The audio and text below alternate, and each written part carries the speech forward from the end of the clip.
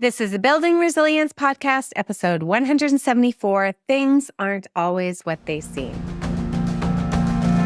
Welcome to Building Resilience, a podcast where theory, practical strategies, and inspiring stories show you how to unlock your best life. I'm your host, Leah Davidson. As a certified life coach, speech-language pathologist, and nervous system resilience expert, it is my mission to teach you how to be more resilient to life's adversities. I will show you how to manage your mind, befriend your nervous system, process your emotions, and even eliminate stress. It's time to do more than just survive. It's time to thrive. Let's get started. Welcome to the Building Resilience Podcast. Today, I'm going to start off by sharing with you one of my favorite stories, and you likely have heard of it because it's a popular story. And there's actually variations of this story, but this one is called The Farmer and His Horse. An old farmer lives on his farm with his teenage son. He also has a beautiful stallion that he lovingly cares for. Well, the farmer enters his stallion into the annual county fair competition, and his stallion wins first prize. The farmer's neighbors gather to congratulate him on his great win, and he calmly says, "Who knows what is good and what is bad?" Puzzled by this reaction, the neighbors go away. The next week, some thieves who heard about the stallion's increased value steal the horse. And when the neighbors come to commiserate with the farmer, they find him again very calm and very gathered. And he says, "Who knows what is good and what is bad?" Several days later, the spirited stallion escapes from the thieves and finds his way back to the farm, bringing with him a few wild mares he has befriended along the way. To his neighbor's excited round of congratulations, the old farmer once again says, "Who knows what is good and what is bad?" A few weeks later, the farmer's son is thrown off one of these new mares as he's trying to break it in. His leg is fractured. As the neighbors gather to commiserate with the old farmer, he once again reminds them, "Who knows what is good and what is bad?" The following week, the Imperial Army marches through the village, conscripting all eligible young men for the war that has just broken out. The neighbors no longer bothered to come to the old farmer to congratulate him. By now, they know what his response will be. Who knows what is good and what is bad? This story was also a story that was in the movie Charlie Wilson's War, where a CIA officer played by Philip Seymour Hoffman, he cautions Wilson's character, played by Tom Hanks, not to be too sure that they have done something glorious in helping to chase the Soviets out of Afghanistan. Now, to make the point, he tells this fable of a Zen master and a boy, and it goes something like this. On his 16th birthday, a boy gets his horse as a present. All the people in the village say, "Oh, how wonderful." And the Zen master says, "We'll see." One day the boy is riding and gets thrown off the horse and hurts his leg. He's no longer able to walk, so all the villagers say, "How terrible." The Zen master says, "We'll see." Some time passes, the villagers go to war. All of the other young men get sent off to fight, but this boy can't fight because his leg is messed up. And all the villagers say, "How wonderful." And the Zen master says, "We'll see." So pretty much the same concept. Like I said, there's variations of this story. We'll see. Who knows what is good and what is bad? This story really highlights how we actually don't know what is good and what is bad in our lives all the time. Have you ever been faced with some adversity in your life that really seemed overwhelming or maybe insurmountable, and you felt like nothing good can come out of it? And maybe you cringe when somebody would say to you, like, everything happens for a reason, or it will all work out, or you'll learn so much from this, or it was not meant to be, or it was meant to be. And I don't think that anyone wishes for challenges. I think we decide in our minds that some challenges are much worse than other challenges, and you would prefer to have the challenge that somebody else has because maybe it seems easier to you. Now, however you view it, challenges, trials, adversity, they're not wanted. There's no two ways about it. And whether you like it or not, that cliche version of why challenges happen, unfortunately, it doesn't really matter. Your challenge doesn't really care what you think or feel or like or dislike. It is there. It is reality, and it will run its course. Your only real power is to decide what you will do while the challenge is around, while it runs its course. And I love this example of the story of the stallion because I do love how the farmer doesn't get all excited and say, yay, this challenge is a good thing. But he doesn't fall to pieces right away either. He kind of stays neutral. He's open to the idea that it could be a bad thing or it could be a good thing. He's open to the possibility that something good can come out of a situation that is seemingly not so good. Now, we all have the choice of how we will face our challenges. Maybe we're not going to face them with excitement. Maybe we won't face them with despair either. Maybe it is possible to face them with a little bit of openness and try that farmer's attitude of who knows what is good and what is bad. Now, I think of this often when we talk about relationships. You may have heard me talk about how in relationships, it's not the rupture that matters, but the repair. I'm going to have a whole upcoming episode all about that because I think it's such an important concept. So it kind of means like we'll mess up in relationships. We will have falling outs. We'll make mistakes. But what is important is the attempt to repair. I've been in relationships before where there was a rupture. I'm sure you've been in one too. And then when nothing was done or no efforts were made for the repair, time passes. And then maybe the person will say something like, oh, why can't you just get over it? Why can't you just move on or get past it?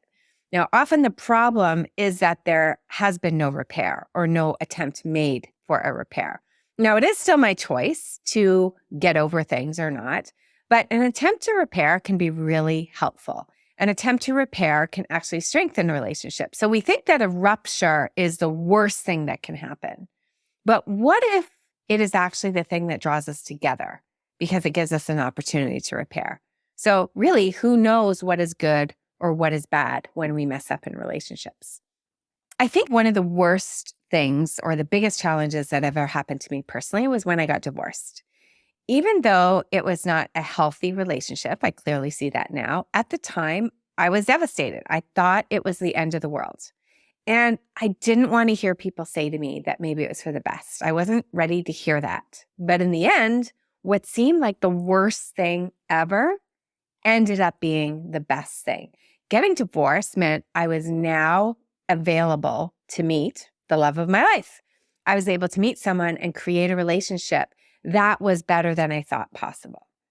And I used to give this example to my kids all the time because it's really hard for kids from divorced families to really understand love and marriage because kids want to feel that they were brought into a world surrounded by love, even though their parents' relationship ended in divorce. And it gets really hard to understand when you see one of your parents go on and remarry or find a new partner and be really happy. Hopefully both do, but it can be hard for them. It can be hard for them to see if the other one doesn't go on and find new love.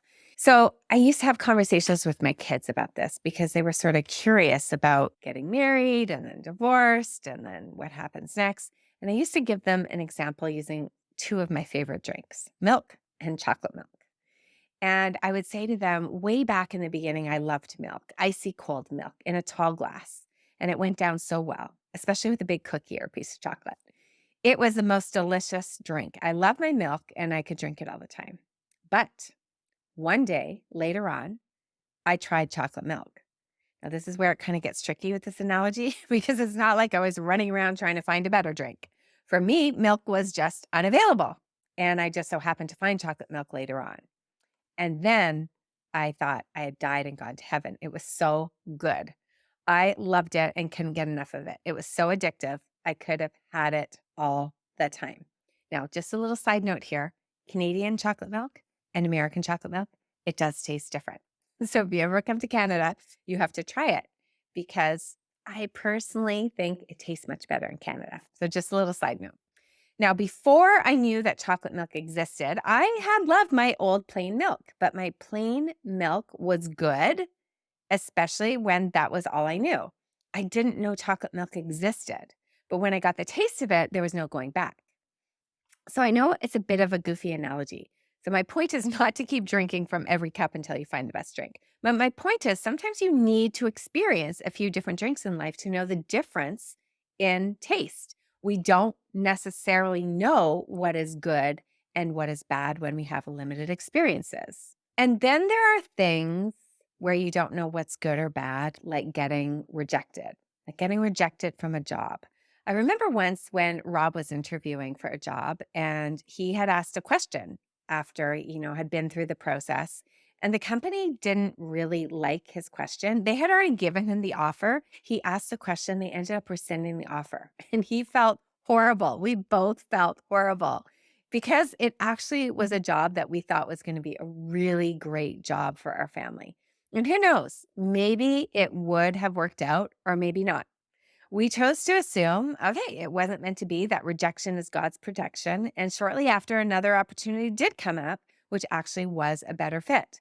Now, I don't want to leave the impression that things are always smooth and they always end up working out. Sometimes there are things in life, who knows what is good or bad, that we just can't justify. We just can't understand. We can't get our head around it. There maybe is no real good reason and there's no sense. Back in the fall, I did an episode on the podcast with my daughter-in-law, Rachel, who shared about the loss of her brother to suicide last summer. And we talked a lot about trying to make sense of it. And we've talked individually about this as well. And trying to make sense of it is likely not going to happen. And there may be some people who try to make you feel better by trying to give you reasons. But sometimes you may just have to accept that there is absolutely no reason that you're going to come up with. But as I've said to Rachel, can you find meaning in it?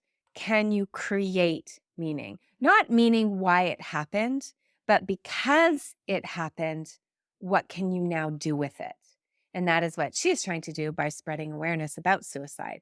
What happened was senseless and such a huge loss, but she can create meaning. And it made me think when we were having these conversations about an interview that Michael Caine did back in 2002. And he shared one of his philosophies in life, and this was to use the difficulty. And I'll read for you what he actually said in the interview. He said, "I was rehearsing a play when I was a very young actor, and I had to come to this scene. It was a stage play.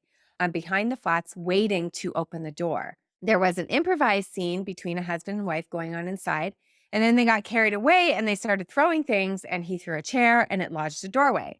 And then when I went to open the door, I just got my head around it and I said, like, I'm sorry, sir, I can't get in." And he said, "What do you mean?" And I said, "Well, there's a chair there." And he said to me, "Use the difficulty." And I was like, "What do you mean?" And so Michael Caine said, "Well, if it's comedy, fall over it. If it's a drama, pick it up and smash it. Use the difficulty." And then Michael Caine said he took this into his own life. And he said, you can ask his children, anything bad happens and they go, okay, we've got to use the difficulty. How can we work? What can we get out of this? Use the difficulty. That there's never anything so bad that you cannot use the difficulty. If you can use it 0.25% to your advantage, you're ahead. You didn't let it go, didn't let it get you down. And that was his philosophy, to use the difficulty. So sometimes the big mess, the big challenge, the big obstacle is your message, that we need to use it. We need to create meaning in it. Now, lastly, I love the saying, don't worry about making the right choice. Worry about making the choice right. Not sure who said it, but I would modify it a bit.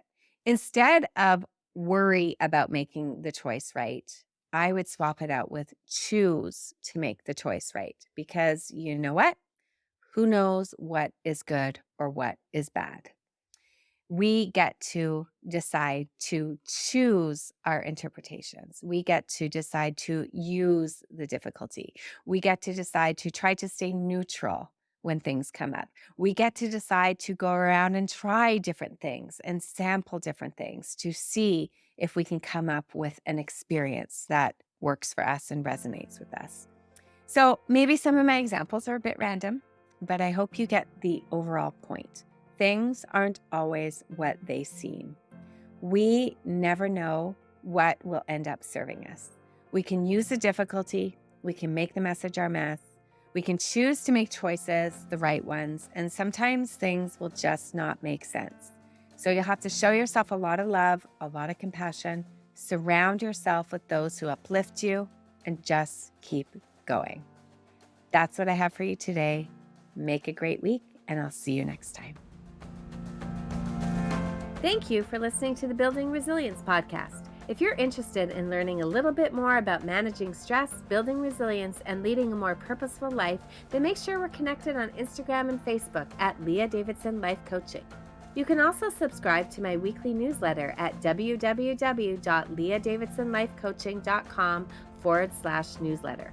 Looking forward to connecting.